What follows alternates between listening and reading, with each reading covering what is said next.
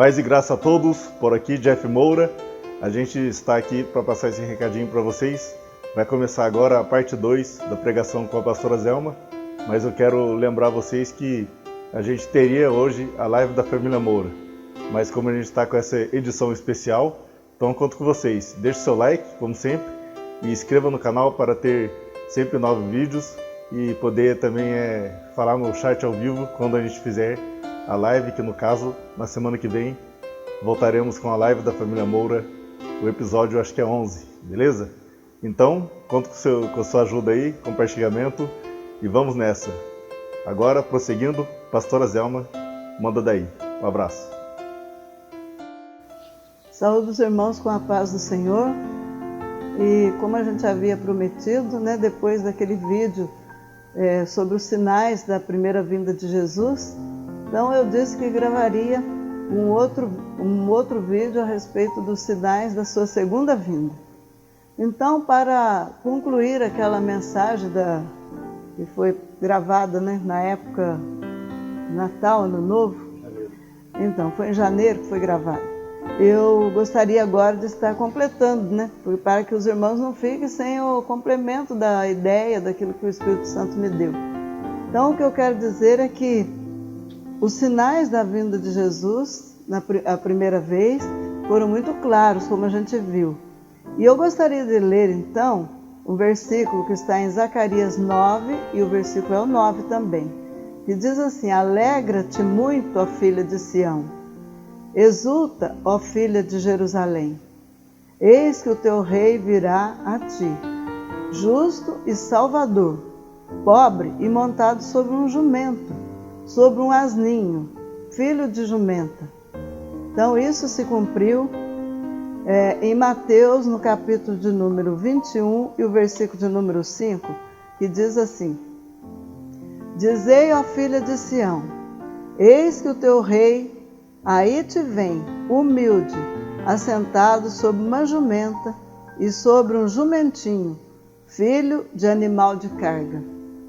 E também nós vamos ver Lucas, Lucas no capítulo de número 19.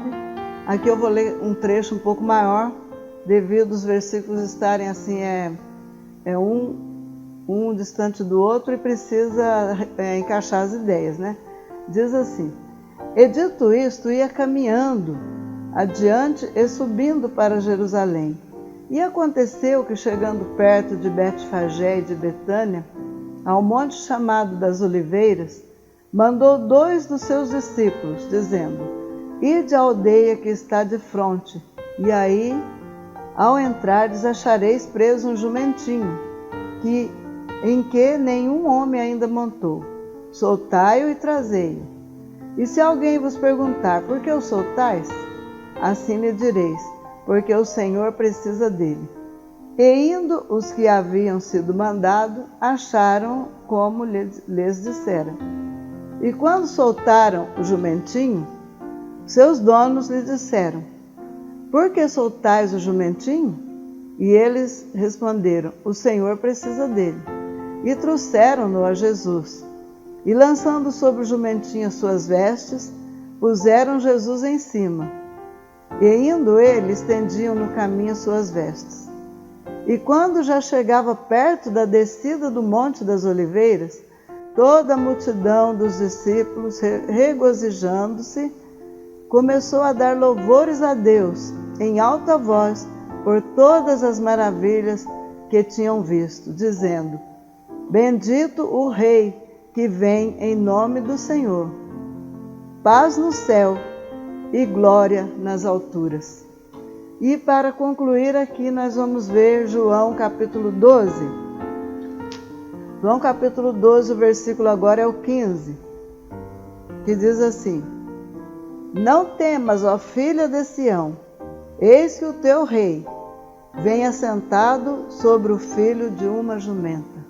Então nós vemos aqui 3 dos discípulos de Jesus, Eles confirmaram o cumprimento daquela profecia de Zacarias 9:9.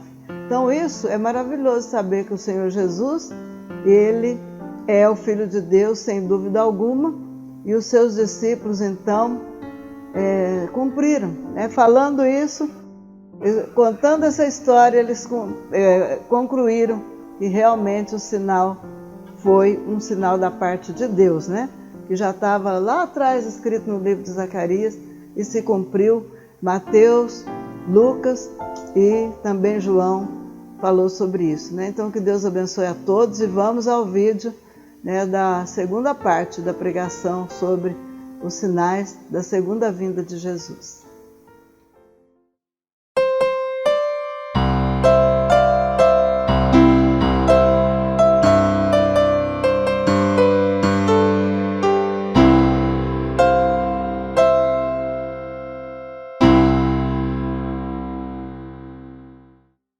Saúde a igreja com a paz do Senhor. Vamos ler mais uma vez a palavra de Deus. Mateus 24, do versículo 1 até o 3. A gente já leu essa passagem, né, no culto passado, onde eu estava pregando sobre os sinais. Então a gente vai ler ela novamente e terminar aquela pregação. Então diz assim, versículo 1: E quando Jesus ia saindo do templo, aproximaram-se dele os seus discípulos, para lhe mostrarem a estrutura do templo. Jesus, porém, lhes disse: Não vedes tudo isso? Em verdade vos digo que não ficará aqui pedra sobre pedra que não seja derribada. E estando assentado no Monte das Oliveiras, chegaram-se a ele os seus discípulos, em particular dizendo: Dize-nos, quando serão estas coisas? E que sinal haverá da tua vinda e do fim do mundo? Amém? Glórias a Deus, irmãos, pode sentar. Aleluia, né? Então nós vimos aqui na semana passada, né, sobre essa passagem aqui, que os discípulos estavam olhando para a estrutura daquele templo maravilhoso lá em Jerusalém, templo que tinha sido construído pelo rei Herodes, e eles acharam aquela estrutura tão linda que nunca se abalaria, que nada poderia acontecer com ele, devido à fortaleza das suas estruturas, das suas colunas e a beleza do templo. Mas acontece que Jesus, olhando para eles, disse, né, que estavam vendo toda aquela estrutura, todas aquelas pedras, toda aquela arquitetura tremenda, e ele falou assim: não ficará aqui pedra sobre pedra que não seja derribada. Glórias a Deus, né? Louvado seja o nome do Senhor. Então aqui, eu já tinha até uma água ali, mas pode pôr, não tem problema. Glória a Deus, né? Então nós vemos aqui uma pergunta dos discípulos. Eu gostaria, né, que a igreja prestasse atenção nisso aqui, porque ela fala conosco poderosamente. Os discípulos disseram assim, que sinal haverá da tua vinda? Primeiro eles falaram: dize-nos, quando serão estas coisas e que sinal haverá da tua vinda e do fim do mundo? Na verdade, os discípulos perguntaram três coisas. Eles perguntaram: dize-nos quando serão estas coisas. Que Jesus falou para eles que não ficaria pedra sobre pedra. Depois eles falaram: que sinal haverá da tua vinda? Aí é interessante, porque Jesus estava lá com eles, e eles já estavam pensando na próxima vinda do Senhor Jesus a esta terra. Mas Jesus ainda estava lá com eles, conversando com eles. E eles perguntaram: que sinal haverá da tua vinda e do fim do mundo? Está vendo que tem um E aí? E do fim do mundo? Então, são três coisas que eles perguntaram neste versículo. E a gente esteve falando sobre aquelas coisas que eles disseram. Já aconteceram algumas delas, duas pelo menos, né? Porque o templo realmente foi derrubado e até hoje estão lá só as ruínas dele. Porque o imperador Tito, ele invadiu Jerusalém, matou muita gente, matou tanta gente, e destruiu o templo, né? Esse imperador romano destruiu tudo lá. Se você for hoje em Israel, lá em Jerusalém, você vai ver as ruínas. Todo mundo que vai visitar Jerusalém, eu pretendo ir um dia, não sei se o Senhor vai me conceder, eles vão lá para ver o templo. E está lá só as ruínas, enormes pedras. Inclusive tem uma grande que dizem que era o pináculo do templo, onde Jesus foi levado por Satanás, que ele estava sendo tentado, né? E a pedra do pináculo está embaixo também. Então, tudo ruiu, porque o Senhor já sabia de antemão o que haveria, porque o Senhor Jesus é Deus. Isso prova que Jesus é Deus. Ele falou de antemão o que aconteceria. Aí depois ele falou sobre o sinal da sua vinda, né?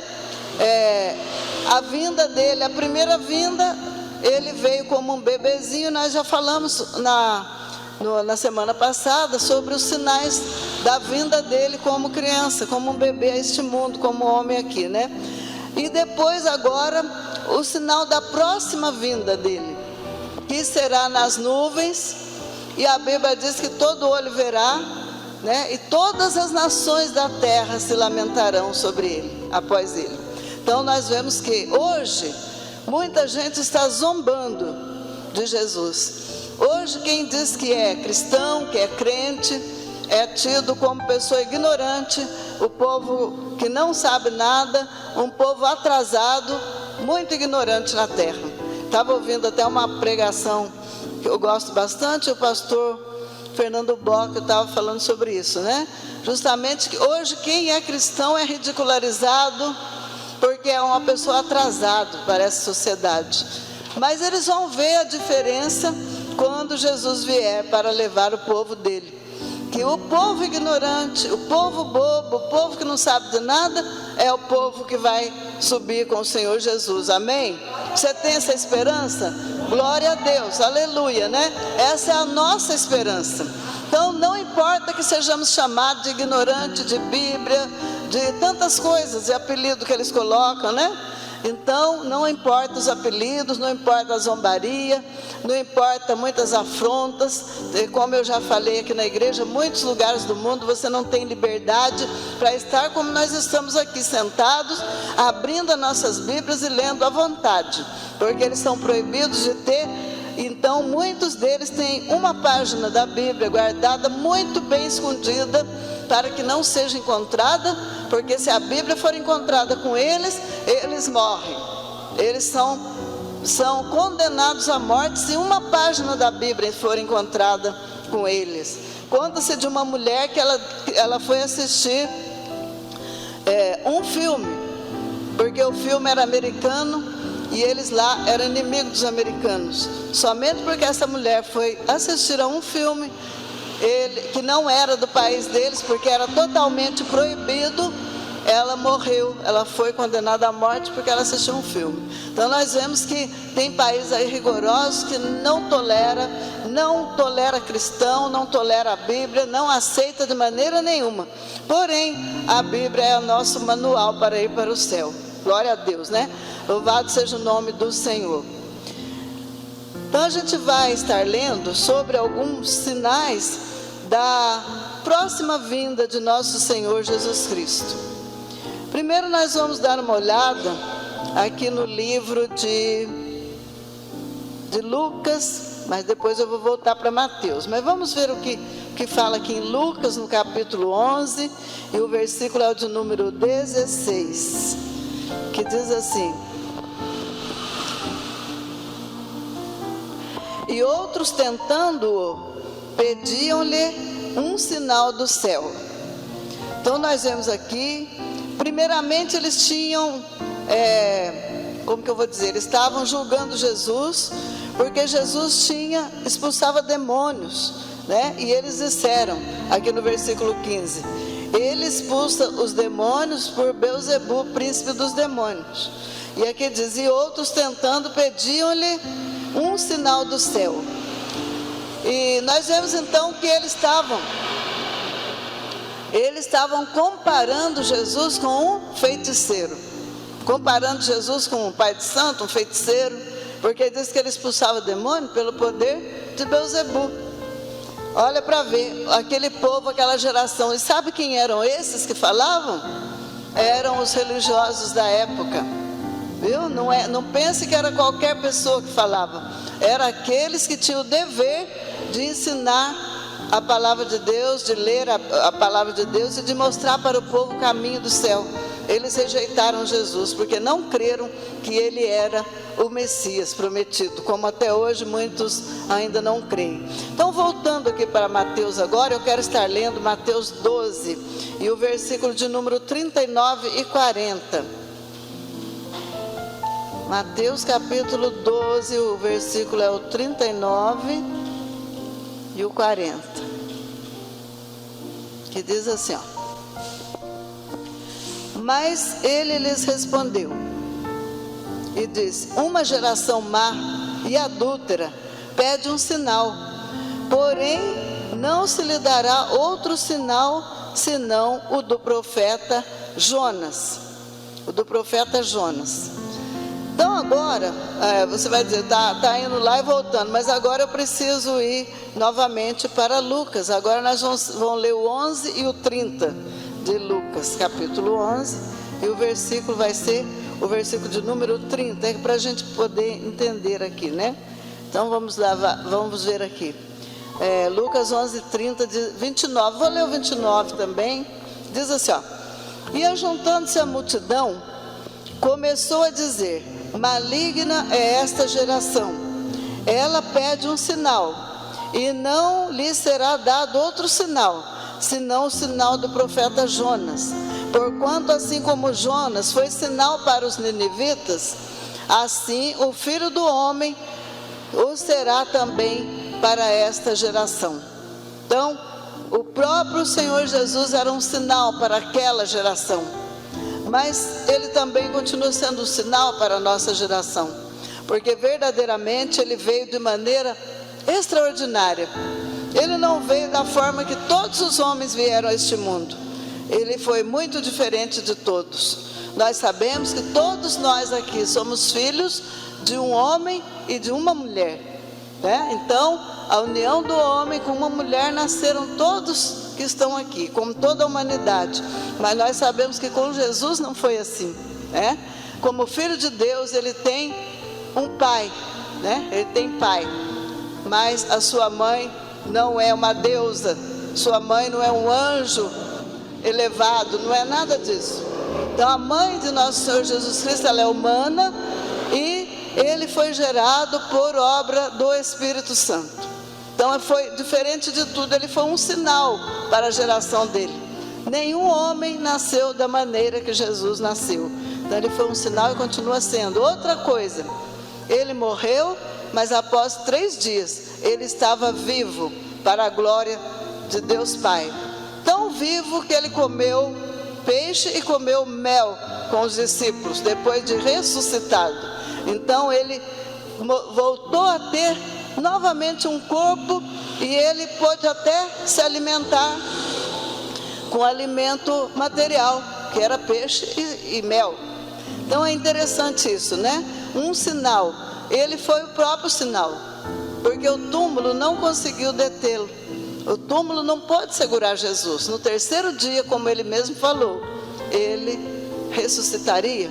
Tanto que ele falou assim, ó: derrubem esse templo e em 3 dias ele será edificado. Aí o povo estava pensando naquele templo, no templo construído pelo rei Herodes. Imaginaram que Jesus estava dizendo que aquele templo seria derrubado e em 3 dias aquele templo seria de novo reedificado. Mas ele estava falando do corpo dele. Derrubem este templo, ele estava dizendo, era ele mesmo, e dentro de 3 dias ele será novamente reedificado, como aconteceu. Então, que sinais mais aquele povo precisava? Mas era uma geração má. Nós lemos, né? Esta geração maligna me pede um sinal, mas não haverá outro sinal senão do profeta Jonas. Assim como Jonas esteve 3 dias no ventre do peixe, assim também, né, o Filho do Homem estará 3 dias no ventre da terra. Então esse era o sinal. Ele ressuscitou de verdade após 3 dias. Então, que sinal mais aquela geração precisava para crer que Jesus é Deus? Mas o povo é muito incrédulo, não era só naquele tempo, mas como nos dias de hoje, muita gente incrédula está por aí. Eles estão lotando as igrejas, estão cantando, estão levantando os braços, estão se alegrando, mas não estão crendo que verdadeiramente o Senhor Jesus virá nas nuvens dos céus.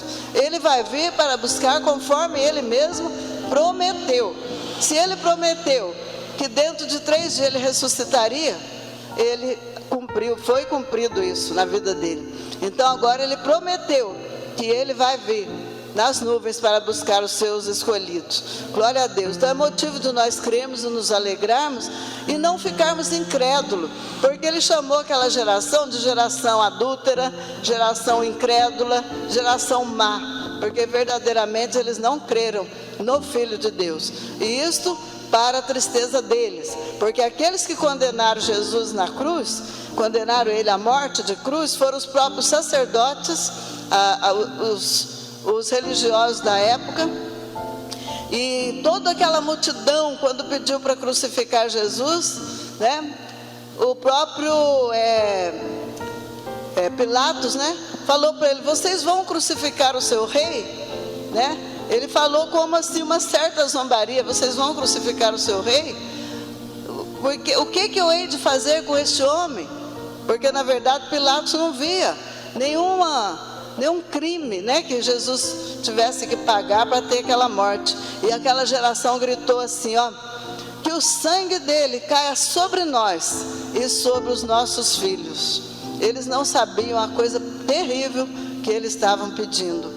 E quando chegou a época daquelas invasões em Jerusalém, da destruição, verdadeiramente o sangue rolou como água. Viu? Aquela geração que cresceu, e ainda muitos deles estavam vivos lá para sofrer na mão do imperador Tito, o sangue foi como água.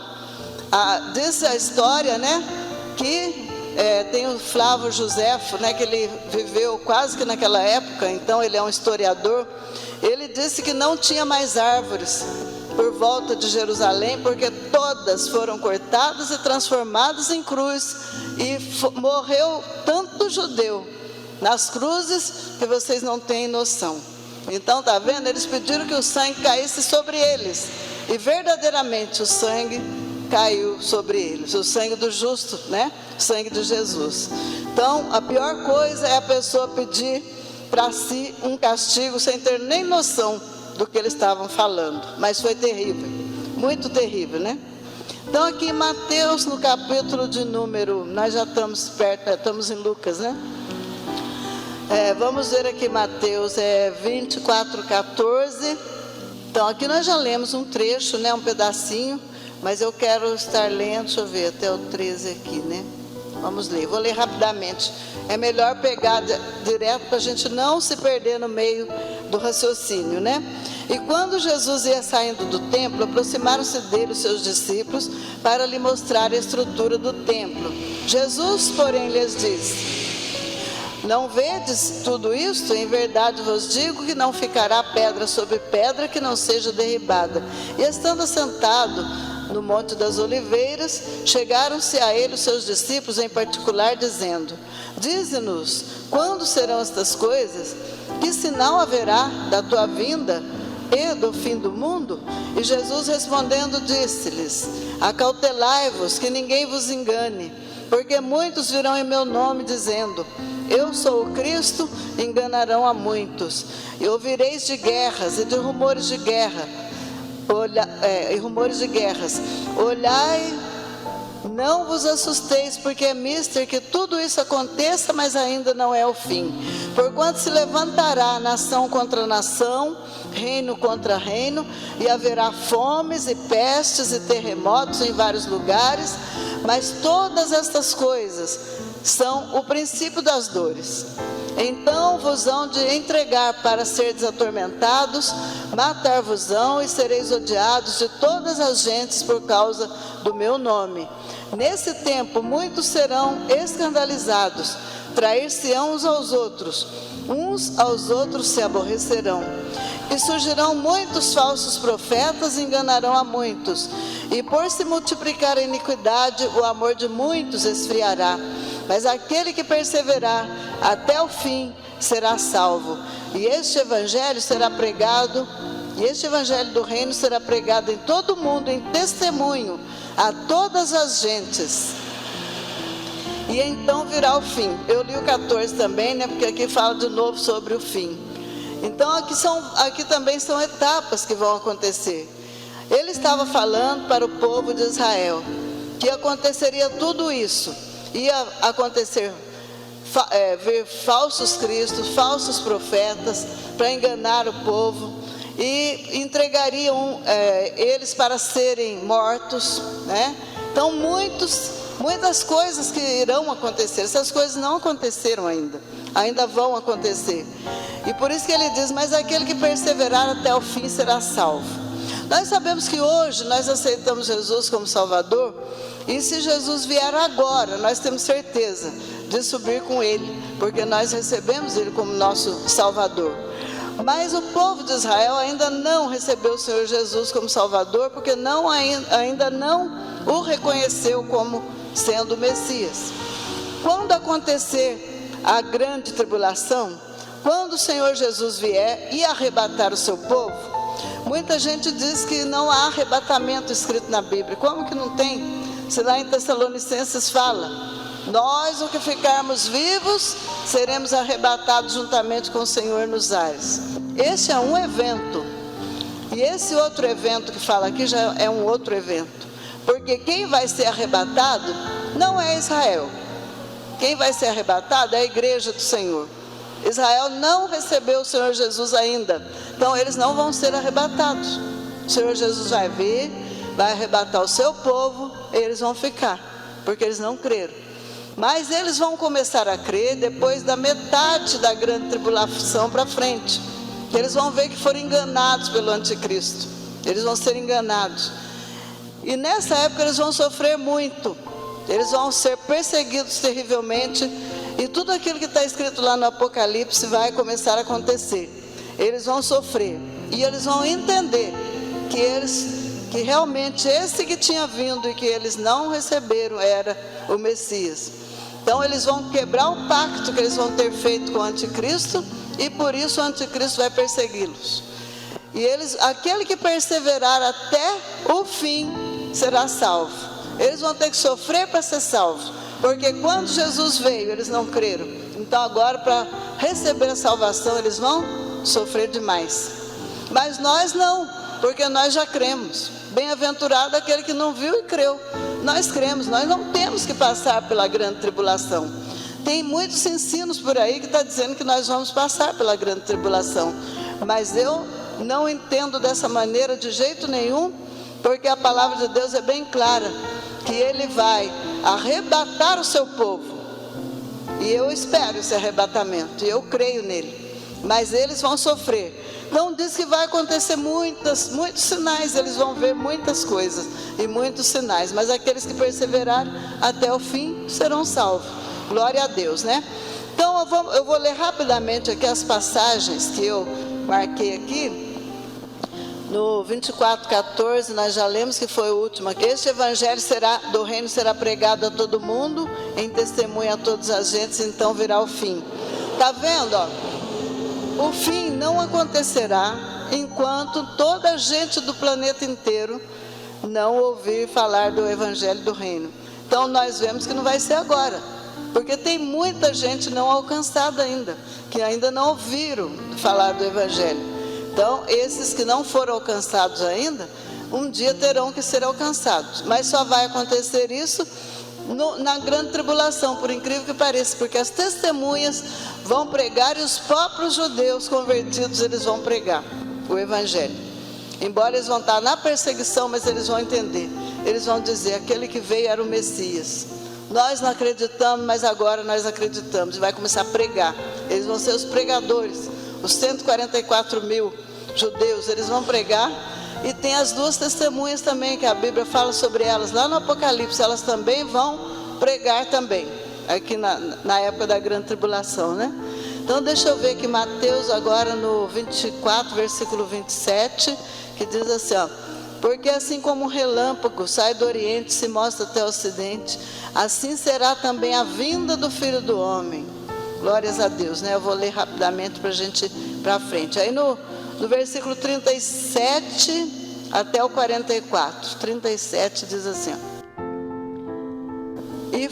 E como foi no dia de Noé, assim será também a vinda do Filho do Homem. Porque assim como nos dias anteriores ao dilúvio, comiam, bebiam, casavam, davam-se em casamento até o dia em que Noé entrou na arca, e não perceberam, até que veio o dilúvio e os levou a todos. Assim será também a vinda do Filho do Homem. Então, estando dois no campo, será levado um e deixado o outro. Estando duas moendo no moinho, será levada uma, deixada outra.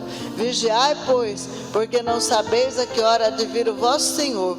Mas considerai isto: se o pai de família soubesse a que vigília da noite haveria de vir o ladrão, vigiaria e não deixaria que fosse arrombada a sua casa.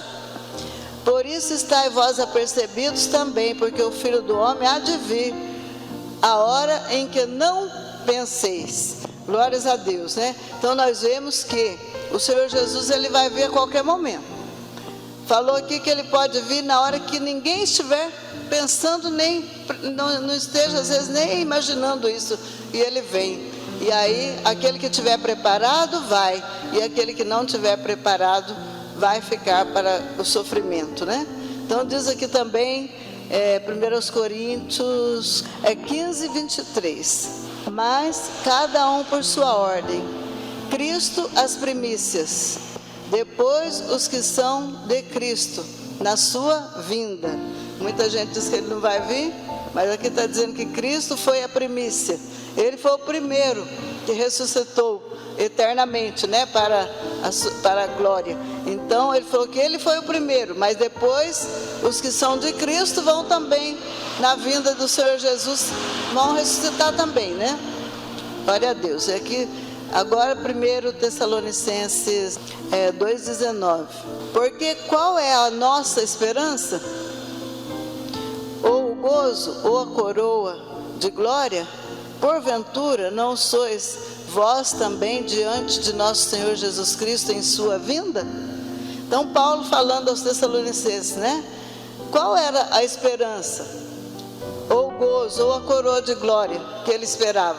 Que os Tessalonicenses também fossem arrebatados na vinda do Senhor Jesus. Porque ele pregou para esse povo, ele trabalhou duro, e ele queria que eles fossem salvos, né? E ele então falou, na vinda do Senhor, ele queria ver os Tessalonicenses arrebatados também, salvos também. E seguido aqui no 3,13 diz assim: para confortar o vosso coração, para que sejais irrepreensíveis em santidade diante do nosso Deus e Pai, na vinda de nosso Senhor Jesus Cristo, com todos os santos. Viu? Todos os santos. Aqui é interessante, viu? Essa vinda do Senhor Jesus com todos os santos. O que nós entendemos? Que o Senhor Jesus já veio, já arrebatou a igreja, que são santos, levou para ele. Quando ele vier para salvar os judeus, eu estava dizendo que eles vão sofrer com a grande tribulação, mas Jesus vai socorrer eles, né? Ele vai vir com todos os santos. Imagina o céu com todos os santos. E tem uma outra passagem que diz que com todos os anjos também, com os anjos e com os santos. Imagina que jeito que vai ficar o céu. Todos os santos com ele vindo, e os anjos também, para socorrer os judeus, que nessas alturas eles vão estar convertidos. Então Deus vai vir para eles, né? E falou aqui, ó, veja bem o que diz, ó: para confortar o vosso coração, para que sejais irrepreensíveis em santidade diante do nosso Deus e Pai, na vinda de nosso Senhor Jesus Cristo com todos os santos.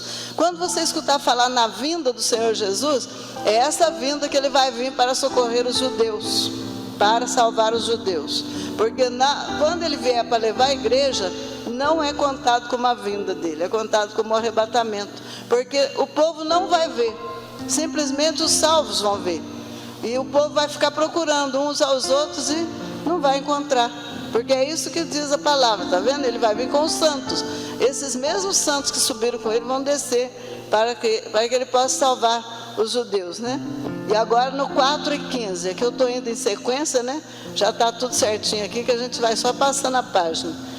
Dizendo-nos, pois isto pela palavra do Senhor, que nós, os que ficarmos vivos para a sua vinda, não, para a vinda do Senhor, não precederemos os que dormem.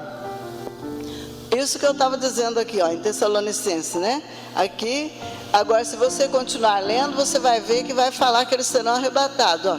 Ano 17, depois nós, os que ficarmos vivos, seremos arrebatados juntamente com eles nas nuvens, a encontrar com o Senhor nos ares. E assim estaremos sempre com o Senhor. Muita gente diz que aqui não está escrito arrebatamento. O que diz aqui agora? Seremos arrebatados. Então, está escrito, né? Se nas Bíblias deles não tem, eu não sou culpado, mas na minha tem. Aqui está dizendo que seremos arrebatados com o Senhor nos ares. Glória a Deus, para estar para sempre com o Senhor. Ainda diz, consolai-vos uns aos outros com estas palavras. Aleluia, né? Glória a Deus, aleluia.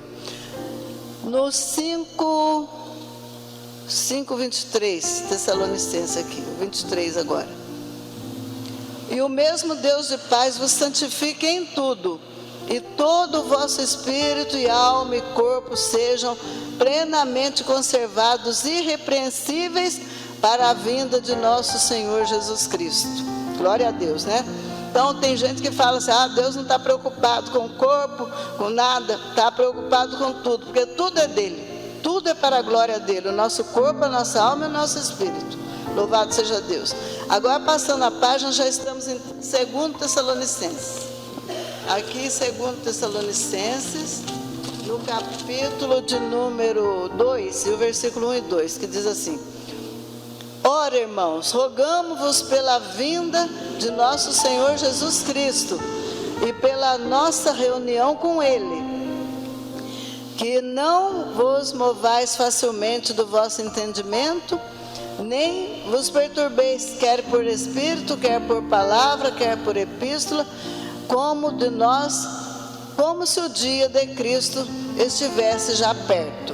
Então, quando Paulo falou com os Tessalonicenses, ele falou, não fique aí, como quem diz assim, perturbado com tudo que os outros falam, porque como se o dia do Senhor já estivesse perto. Porque ele estava achando que Jesus já viria no dia deles lá, né?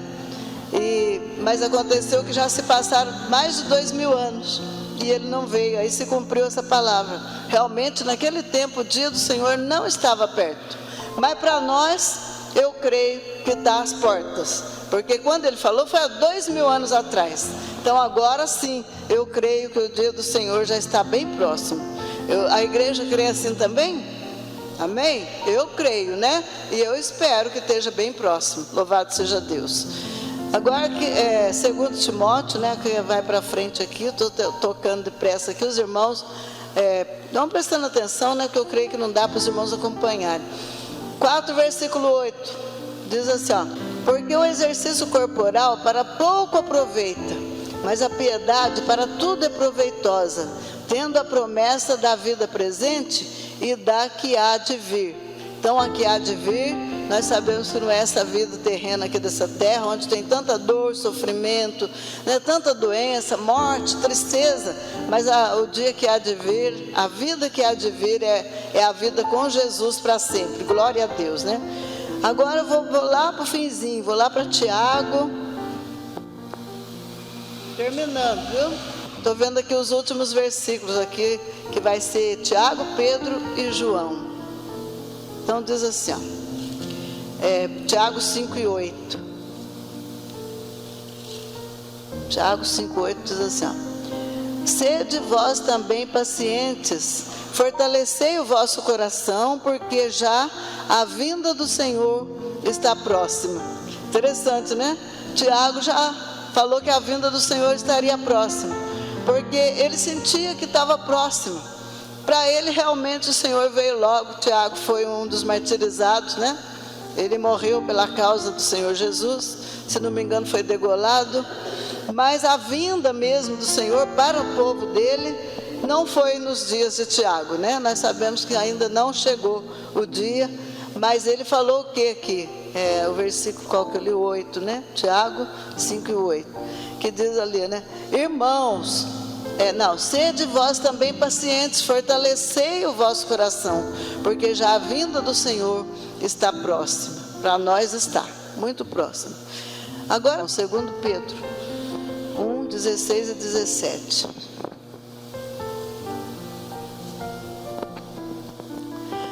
Porquanto não vos fazemos saber a virtude e a vinda de nosso Senhor Jesus Cristo, seguindo fábulas artificialmente compostas, mas nós mesmos vimos a sua majestade, porquanto ele recebeu de Deus Pai honra e glória, quando da magnífica glória lhe foi dirigida a seguinte voz: este é meu filho amado, em quem me tenho comprazido. Então aqui nós vemos que Pedro, ele foi um dos que estava no Monte da Transfiguração com Jesus, Pedro, Tiago e João, e eram os três, né, que sempre andavam mais próximo de Jesus, e eles tiveram a oportunidade de ver Jesus brilhando, que resplandecendo, as vestes dele brilhou como o sol. Então eles viram isso aí, e viram que realmente o Senhor Jesus é o Filho de Deus, né? E ele aqui falou também na vinda do Senhor Jesus, porque não vos fazemos saber a virtude da vinda de nosso Senhor Jesus Cristo seguindo fábulas. Quer dizer, eles não estavam contando que Jesus ia vir como uma fábula, mas eles tiveram a oportunidade de vê-lo transformado ali, transfigurado, e muito lindo, e eles então não tiveram nenhuma dúvida, né? Que o Senhor Jesus realmente é o Filho de Deus. Glória a Deus. E deixa eu ver, no 3, agora tem uns versículos aqui salteados, já estamos quase terminando. Agora é em 2 Pedro 3, e o versículo é o 4, 8, 9, 10 e 13. Eu vou ler assim, conforme eu escrevi aqui. O 4 diz assim: e dizendo, onde está a promessa da sua vinda? Porque desde que os pais dormiram, todas as coisas permanecem como desde o princípio da criação. Então aqui o povo estava dizendo: cadê a vinda do Senhor que não vem? Cadê que o Senhor vem? Porque aqui o Senhor Jesus já tinha morrido, Pedro estava já no ministério dele. Então nós vemos aqui que ele falou que o povo dizia: cadê a sua vinda? Não veio, né? Ele falou: cadê a promessa da sua vinda? Que todas as coisas permanecem do mesmo jeito, eles falaram. E agora o versículo 8: mas amados, não ignoreis uma coisa, que um dia para o Senhor é como 1000 anos, e 1000 anos como um dia. Para Deus não tem nada demorando, Ele está esperando se cumprir tudo. Como eu preguei na semana passada, né? Aliás, no domingo, então quando eu preguei, eu falei justamente isso aqui. Na plenitude do tempo, o Senhor Jesus nasceu. O que é a plenitude? É quando tudo estava perfeito para o nascimento dele. Judas estava lá, Herodes estava lá, estava tudo certinho. Então, se não fosse na plenitude dos tempos, as coisas não aconteceriam. Então, as coisas de Jesus, de Deus, né, só acontecem na plenitude, quando está tudo preparado para Ele vir. E aqui nessa terra, glória a Deus, quando for para Ele vir, também tem que estar tudo preparadinho do jeito que Ele falou. Glória andaramasuriandas. Nós estamos vendo que as coisas estão tudo caminhando para o final dos tempos, né? O mundo está preparado para a vinda do Senhor Jesus, porque é quando tiver tudo ruim mesmo, né? Porque meia-noite vai dizer: eis o noivo. Meia-noite significa na maior escuridão da noite, né? Então na hora mais difícil. O versículo 9 diz: o Senhor não retarda a sua promessa, como ainda que alguns a têm por tardia, mas Ele é longânimo para conosco, não querendo que alguns se percam, senão que todos venham a arrepender-se. Ele também dá um tempo para aqueles que Ele vai salvar, se arrepender. Muita gente ainda não não chegou ainda no tempo preparado de Deus, eles vão se arrepender, ainda vão ser salvos. Então o tempo é Deus quem sabe, né? Ele que conhece. Versículo 10: mas o dia do Senhor virá como um ladrão de noite, no qual os céus passarão com grande estrondo, e os elementos ardentes se desfarão, e a terra e as obras que nela há se queimarão. Mas isso é no final, né? Isso já é para o fim do mundo, como disseram os discípulos, né? E o versículo 13 agora: mas nós, segundo a sua promessa, aguardamos novos céus e nova terra, em que habita a justiça. Glória a Deus, né? Você sabe que os salvos, eles vão viver no milênio com o Senhor Jesus, né? Eles vão reinar com Jesus por 1000 anos. Então nós esperamos novos céus e nova terra, em que habita a justiça, porque o nosso mundo está cheio de injustiça, né? E o último agora, o último eu não vou ler ele não, era só até aqui mesmo. E só quero ler 2 versículos que eu marquei, uma coisa importante aqui. Eu já vou terminar, deixa eu ver se eu acho eles aqui.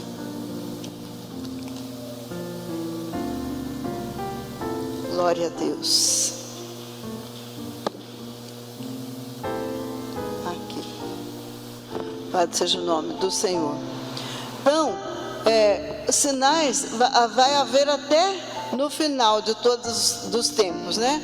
E em Apocalipse capítulo 16, 13 e 14, vai mostrar sinais que não são sinais de Deus, mas que o maligno também vai fazer sinal para enganar o povo que vai estar aqui na terra. Porque muita gente não vai subir com o Senhor Jesus, e ele vai enganar com sinais. Sabendo que o povo gosta de ver sinais, ele vai fazer também. Então aqui diz em Apocalipse 16, 13 e 14, veja aqui que diz aqui, ó: e da boca do dragão, e da boca da besta, e da boca do falso profeta, vi saírem 3 espíritos imundos, semelhantes a rãs, porque são espíritos de demônios, que fazem prodígios, os quais vão ao encontro dos reis de todo o mundo, para os congregar para a batalha, naquele grande dia do Deus Todo-Poderoso.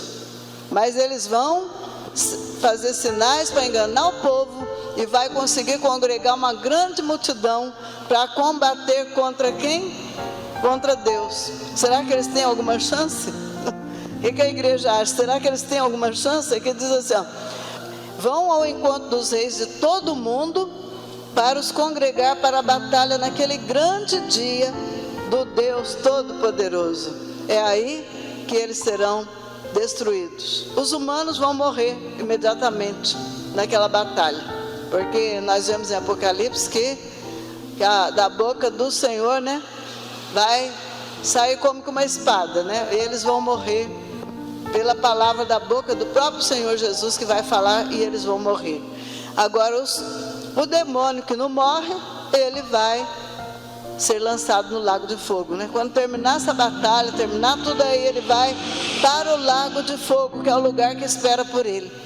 Ninguém pode lutar contra o Todo-Poderoso, né?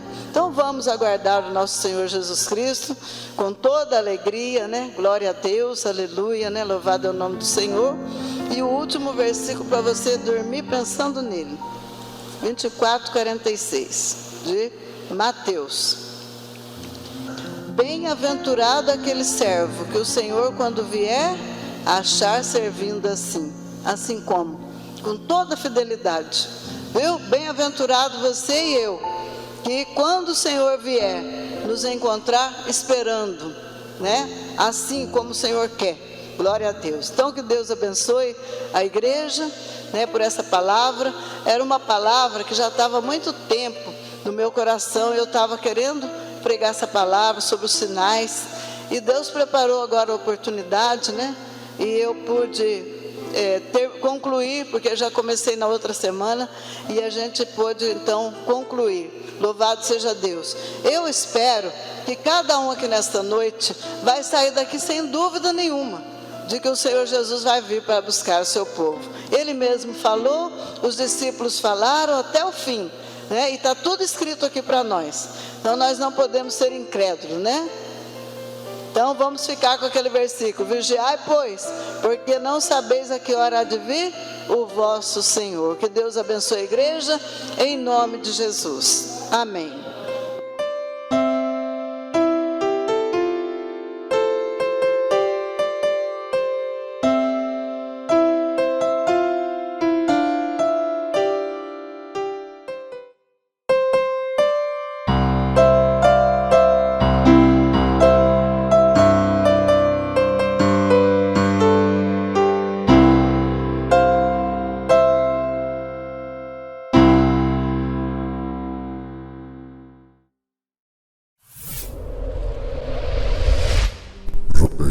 JMRL3.